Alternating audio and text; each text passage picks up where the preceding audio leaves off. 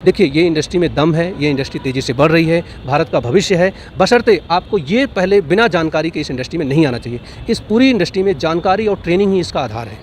बहुत सारे लोग जो भटक गए, बहुत सारे लोग जो गलत चीज़ें प्रचारित कर रहे हैं, उसका रीज़न है कि लोग शॉर्टकट अपनाते हैं।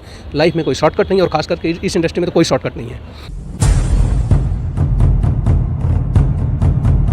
हज़ारों लोगों की तलाश करते करते पहुंच आया हूं दिल्ली, और दिल्ली में आज ईस्ट दिल्ली में हूं। और आज जिस शख्सियत से आपकी मुलाकात कराने जा रहा हूं, नेटवर्क मार्केटिंग की दुनिया में अभूतपूर्व इतिहास बनाना चाहते हैं, जिनसे आज आपकी मुलाकात कराने जा रहा हूं। आपका नाम है अमित सिंह। सर, बहुत बहुत आपका स्वागत है। बहुत बहुत धन्यवाद राघव जी। सर, मेरा पहला क्वेश्चन आपसे होगा कि आप गवर्नमेंट सेक्टर में ऑलरेडी एक सक्सेस पर्सनालिटी हैं, उसके साथ ये नेटवर्क मार्केटिंग में आप आ गए, ये थोड़ा सरप्राइज़ है। बिल्कुल सही प्रश्न किया आपने राघव जी। जैसा आजकल आप देख रहे हैं, गवर्नमेंट सेक्टर और प्राइवेट सेक्टर में कोई बहुत अंतर नहीं है। उतने ही सारे काम, उतनी सारी जिम्मेदारियां। और जहां तक मैं इसको नेटवर्क मार्केटिंग से रिलेट करने की कोशिश करूं, तो नेटवर्क मार्केटिंग पूरी तरह से एक पार्ट टाइम काम है। मैं इसको बार बार इसको कहूँगा कि आप इसको समझें कि एक हम पार्ट टाइम से शुरुआत करते हैं, और जब कभी भी आपको लगे कि आप उस मुकाम पे हैं तो आप उसको फुल टाइम अपना शुरू कर सकते हैं। तो यहाँ पे शायद ये प्रश्न ही ख़त्म हो जाता कि कोई गवर्नमेंट सेक्टर या प्राइवेट सेक्टर से, ये सभी के लिए एकदम खुला अवसर है और मैं सबका स्वागत करता हूँ। लेकिन लोगों के अंदर एक जिज्ञासा होगी कि गवर्नमेंट सेक्टर में आप संपन्न हैं, सफल हैं, आप अपने सपने पूरे कर सकते हैं थोड़े बहुत जो हैं, लेकिन नेटवर्क मार्केटिंग क्या सचमुच में आपको भी समझ में आया कि इसमें बड़ी पोटेंशियल है, इससे और भी बड़े सपने पूरे किए जा सकते हैं? देखिए, मैं यहाँ आप सबको बताना चाहता हूँ राघव जी के माध्यम से कि अगर हम पोटेंशियल की बात करें तो आज ये पूरे दुनिया में सबसे तेज़ी से बढ़ने वाली इंडस्ट्री है। और विशेष तौर से अगर हम भारतीय परिदृश्य में बात करें तो जिस तेज़ी से ये इंडस्ट्री बढ़ रही है, विशेष तौर से 2016 के बाद, जब से ये हमारी डायरेक्ट सेलिंग की गाइडलाइन आई, उसके बाद से 2025 तक जो एस्टिमेटेड है कि लगभग 55,000 करोड़ की इंडस्ट्री होगी। और अगर हम उसके बाद आगे बात करें तो ये लाखों करोड़ में जाने वाला है, क्योंकि ये कहीं रुकने वाली चीज़ नहीं है। तो पोटेंशियल तो इतना है कि मैं समझता हूँ कि भारतीय परिप्रेक्ष्य में बात करें तो जितने यहाँ पर आबादी है, जितने युवा हैं, उन सबको इसमें कंज्यूम किया जा सकता है, सब इसमें समा सकते हैं और सबके लिए अवसर है। और रही बात कि जैसे गवर्नमेंट सेक्टर में इतना अच्छा सुविधाएं और पैसे होने के बाद इस सेक्टर में आने की बात, तो देखिए, सपने देखना जो है, सपनों की कोई सीमा नहीं होती। सपने कोई भी देख सकता है, वो चाहे एक अदना सा गरीब इंसान हो या एक संपन्न इंसान हो। तो मैं सोचता हूँ कि अगर आप सपने का पीछा कर रहे हैं तो उस सपने को पीछा करने के लिए इस इंडस्ट्री के साथ जुड़ने से बेहतर और कोई विकल्प अभी नहीं है। मेरा कहना यही है। बहुत सारी आपके पर्सनालिटी से मैच करने वाले लोग होंगे जो इस काम को लोग कहते हैं कि ये काम ठीक नहीं है, इस काम में फ्यूचर नहीं है, लोगों की ज़िंदगी तबाह की जाती है, लोगों को गलत सपने दिखाए जाते हैं, लोगों को टोपी पहनाई जाती है, चूना लगाया जाता है, ना जाने कितने अनाप शनाप शब्दों का इस्तेमाल किया जाता है। नेटवर्क मार्केटिंग की छवि को पूरी तरह से लोग धूमिल कर रहे हैं।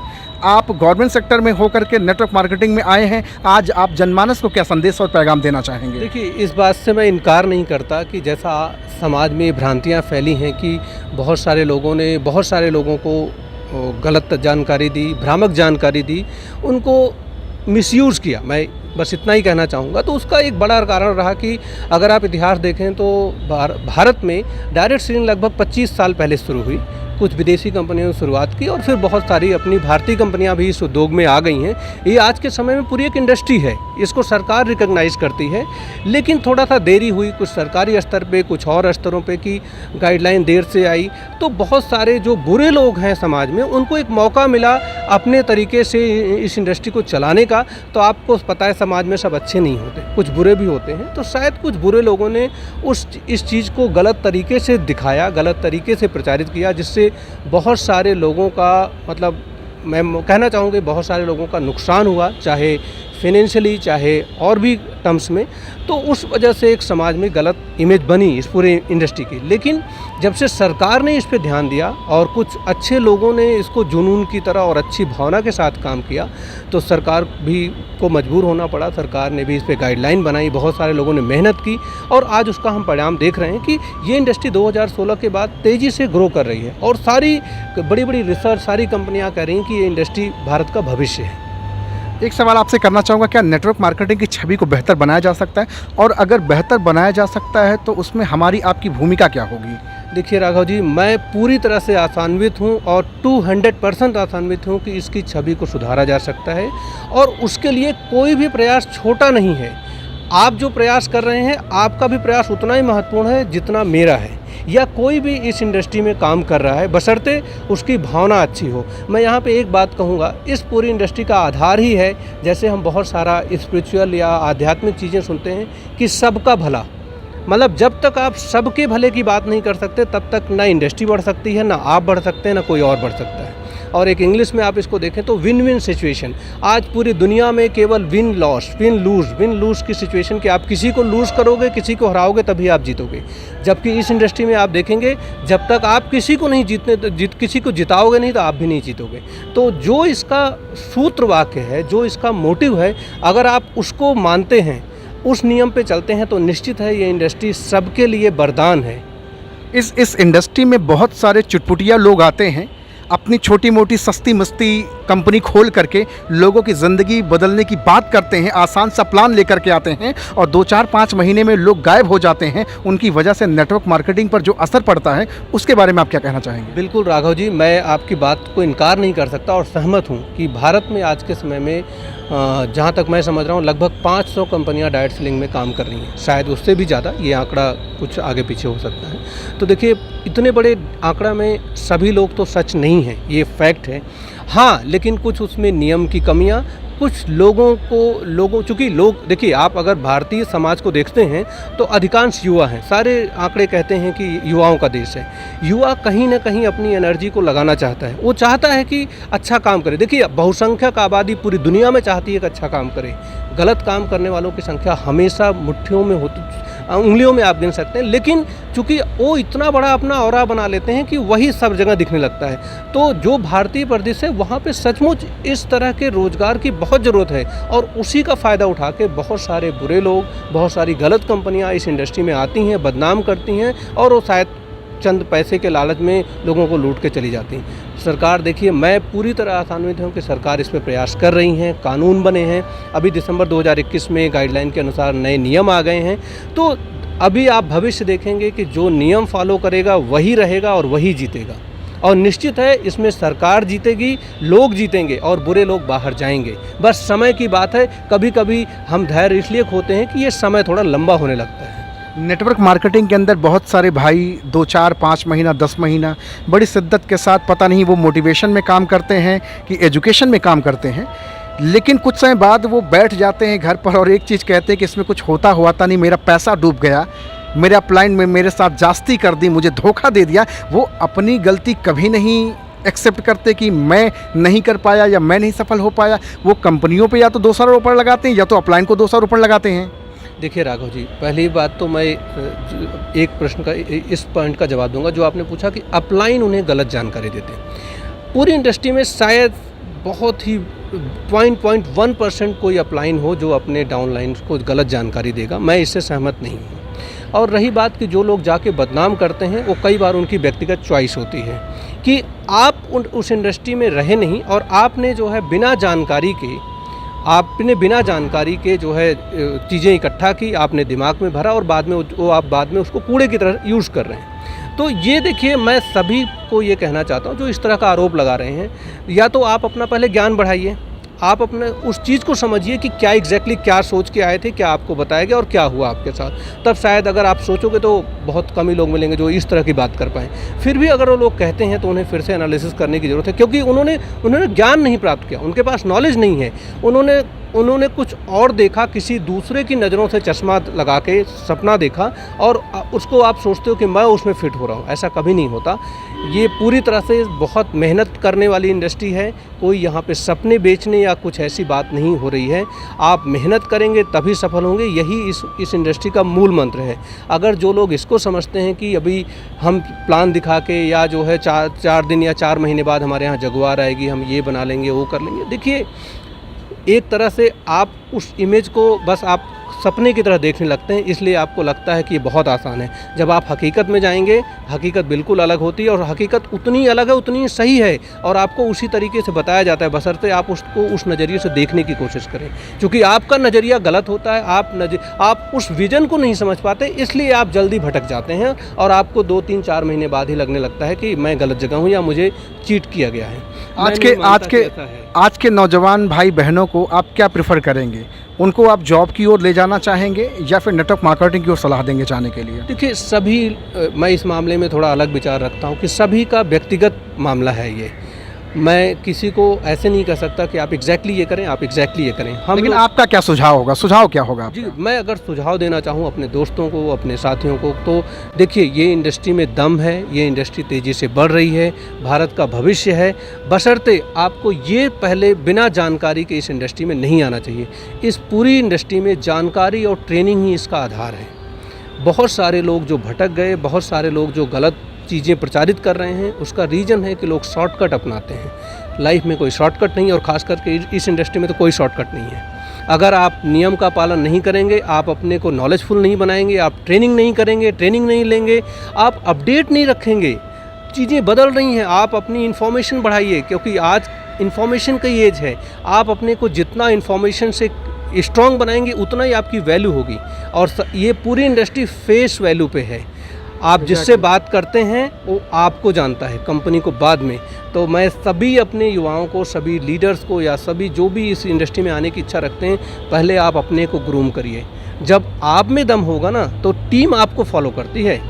लीडर को तो हमेशा लीडर बन के लिए साबित करना पड़ेगा, और लीडर बनना कोई आसान काम नहीं है। कोई भी सोचता है, चाहे जो जिस भी तबके का, अगर वो सोचता है कि मैं इस पद पे हूँ या मेरा इतना इकोनॉमिकल हैसियत है या मुझे जो है इतनी मेरी पावर है, यहाँ पे सब चीज़ें जीरो हो जाती हैं। जब आप अपलाइन के पास जाते हैं तो आप गुरु के पास जाते हैं, और गुरु के लिए शिष्य सभी हैं, वो चाहे जहाँ भी रहता हो या चाहे जिस तबके का हो। तो आप जब हमेशा सीखने की नीयत से रहेंगे और आप अपलाइन की रिस्पेक्ट करेंगे और आप खुले दिमाग से रहेंगे तो निश्चित है इंडस्ट्री में सफल होंगे, और निश्चित है सफल होंगे। जब आप इनिशियल स्टेज में इस बिज़नेस में आपने अपना पदार्पण किया होगा, तो क्या आप में भी झिझक, हेजिटेशन, घबराहट या फिर शाय नेचर था कि यार लोग क्या कहेंगे, गवर्नमेंट सेक्टर में अच्छा खासा काम कर रहा हूँ, अच्छी पर्सनालिटी है, कहाँ मैं तेल साबुन शैम्पू की दुनिया में आ गया हूँ? देखिए राघव जी, अब मैं इसमें अपना अनुभव बताऊंगा कि मैं अभी एक्टिवली पिछले 2 सालों से काम कर रहा हूं, लेकिन मुझे इस इंडस्ट्री में फेल होने का अनुभव लगभग 17-18 सालों का है। क्या बात है? बिल्कुल, मैं मानता हूं कि वो मेरा एक्सपीरियंस है। मैं फेल हुआ लेकिन मुझे एक्सपीरियंस मिला। मैंने कई सारी कंपनियों के साथ बात की, कुछ के साथ जुड़े और बहुत सारी चीज़ें हुई। अच्छे लीडर मिले, बुरे मिले, बहुत सारे पहलू थे। कभी करियर के दूसरे ऑब्जेक्ट भी थे तो नहीं हुआ। लेकिन हाँ, ये मुझे बहुत जल्दी समझ में आ गया, बहुत जल्दी मतलब लगभग शायद मुझे 10 साल पहले ही समझ में आ गया कि ये एक प्रूवन फार्मूला है। ये एक फार्मूला है जिस पे लोग जो है सफल हो रहे हैं। अब तो देखिए फिर ये बनता है, या तो आप अपना खुद फार्मूला बनाओ और जो है उस फार्मूला बनाने में पूरी ज़िंदगी लगा दो। दूसरा ये है कि जिस राह पे जो चल रहा है और आप देख रहे हैं वो सफल हुआ है, तो निश्चित है ये सिस्टम तो काम कर रहा है। अब आपको उस सिस्टम में अपने को फिट रखना है, फिट होना है। आपको फिट होने के लिए आपको उस सिस्टम का रूल फॉलो करना पड़ेगा। इसलिए मैं हमेशा जोर देता हूँ कि जो सिस्टम प्रूवन है, जिसने पूरी दुनिया में साबित किया है कि इंडस्ट्री चल रही है, लोग इसमें पैसे बना रहे हैं, सपने पूरे कर रहे हैं, तो निश्चित है कि इंडस्ट्री में कोई खोट नहीं है।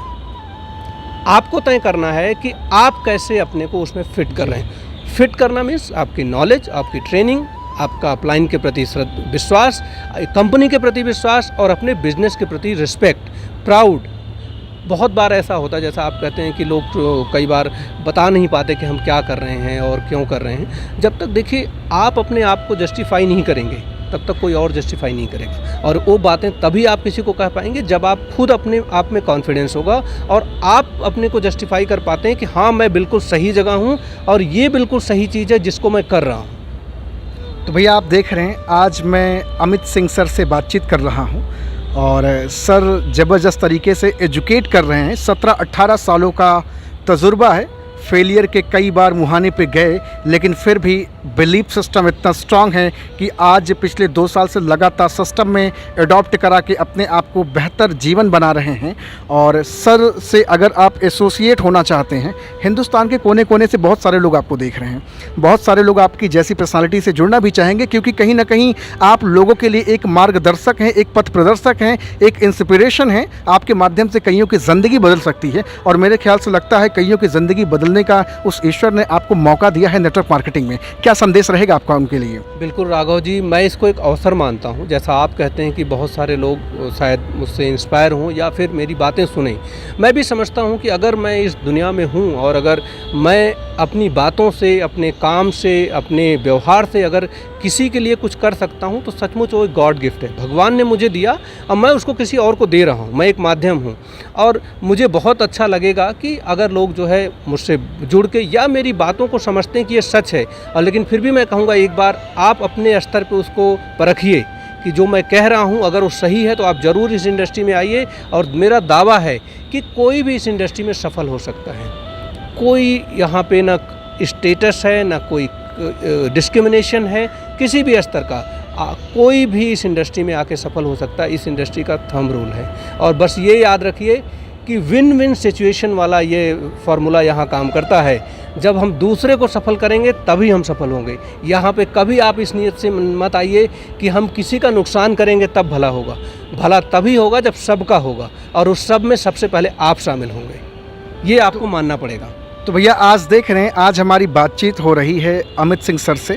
बहुत ज़बरदस्त नायाब इंसान, बेहतरीन पर्सनालिटी, गवर्नमेंट सेक्टर में ऑलरेडी सक्सेस पर्सनालिटी हैं, उसके साथ नेटवर्क मार्केटिंग को एज अ करियर करना शुरू किया है। तो कहीं ना कहीं सर को तो ये माइंडसेट क्लियर हो गया कि भैया ज़िंदगी अपनी अकेले नहीं बल्कि बाकी लोगों की भी बदल दी है। तो अगर आप सर को देख रहे हैं और सुन रहे हैं तो कॉन्टैक्ट नंबर सर का डिस्क्रिप्शन में डाल दूंगा। आप सर से मिलिए, बातचीत करिए और जानिए सर के पीछे के जीवन का रहस्य और क्यों हज़ारों लाखों लोगों की ज़िंदगी बदलना चाहते हैं। सर आज आपसे मिलकर के बहुत अच्छा लगा जी।